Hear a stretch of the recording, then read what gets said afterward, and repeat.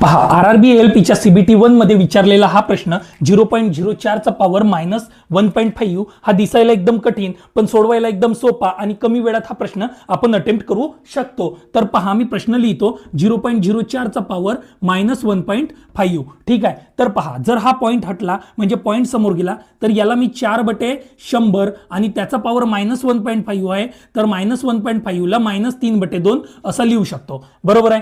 आता मला सांगा 4 4 4 25 100 म्हणजे 1/25 चा पॉवर -3/2।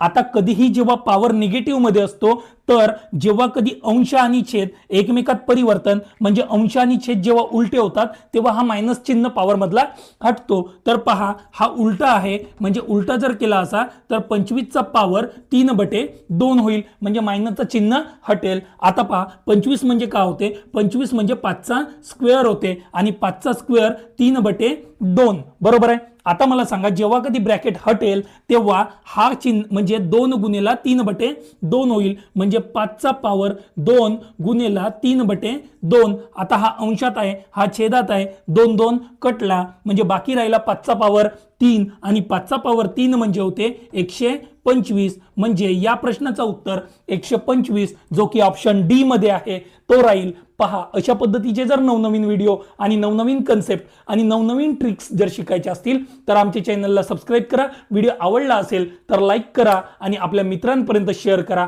खूप खूप धन्यवाद।